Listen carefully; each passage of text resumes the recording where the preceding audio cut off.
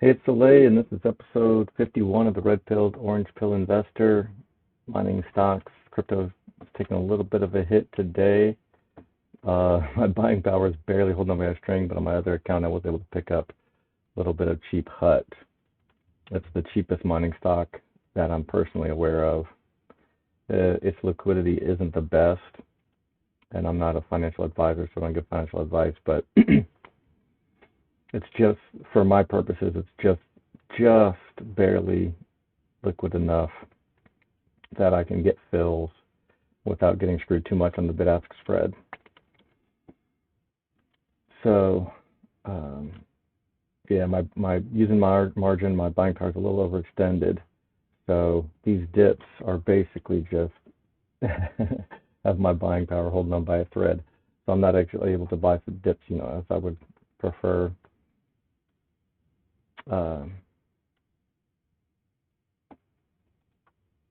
But them's the breaks. The down plan is the same as the up plan as long as you don't get wrecked. And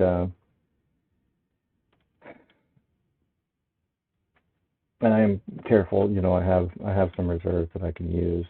So if I didn't, I probably wouldn't touch margin at all and risk it. But it's all part of the plan. And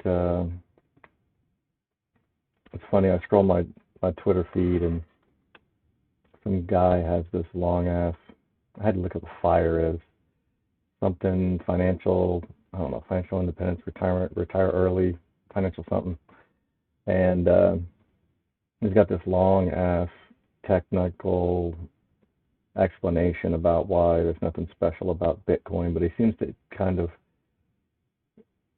interchangeably use Bitcoin and crypto, and kind of talks about some of these centralized coins can do Bitcoin better, but that's a complete misunderstanding of what Bitcoin is, and of course he talks about it not having intrinsic value, et cetera, et cetera. But the way that I start with it is, if gold already holds value around the world because of its utility, I think gold's intrinsic value, because it's used in jewelry and electronics or whatever, was like 10% of its value. So 90% of it is just because it's the best money that mankind has ever found. It can't be just reproduced at will, like glass beads. People use glass beads for money. It's not like seashells that can just be gathered up off the ocean. And so if you just start with gold and you say, okay, gold has value, but most of it's not intrinsic, and Bitcoin improves upon gold in every meaningful way. So gold is heavy, Bitcoin can be transmitted instantly.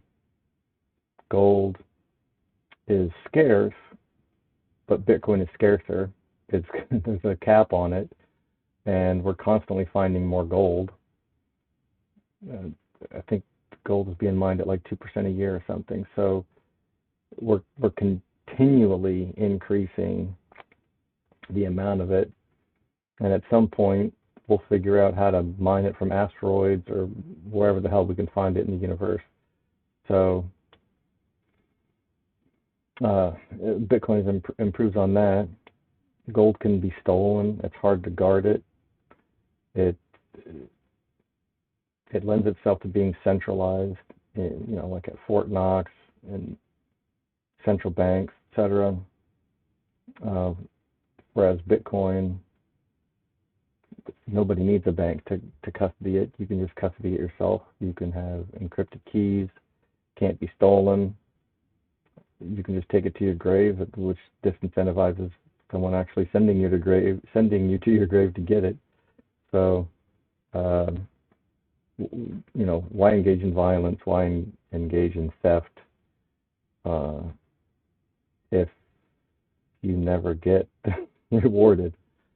So I think I'm missing a couple of things, but Bitcoin fixes basically all of gold's shortcomings.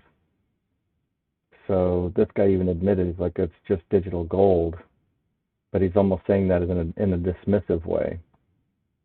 But digital gold is infinitely better than gold. So take gold's price and divide by 0, and that's what Bitcoin's price would be. It has no limit, really. Eventually, the pumps will level off, but I'm not sure if that will happen in my lifetime. Of course, I expect cycles and whatnot, but I think it was Robert Breedlove responded, and he was just kind of entertained by all of the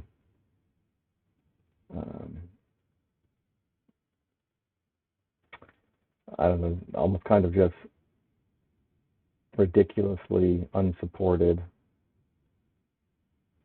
Bitcoin FUD that we see getting spread around. All right, not a whole lot of activity today. It's just a Wednesday, so I tried to buy the dip a little bit, but I really don't participate much throughout the week. Expirations are on Fridays, so that's when I put a solid half an hour together and just roll everything, and then maybe poke around at the charts a little bit, and that's why I kind of call this easy mode. It helps you buy low, sell high. It helps you reduce your cost basis. It's low maintenance. Once you've done enough research to select something that you believe in, you just pick a strike and sell a covered call in it every week, and reduce your cost basis week after week after week. Just try to get 1% better, and if you get 1% better 52 weeks in a row, you're up 52%, better than you were a year ago. All right, have a good one. Be good, Joe.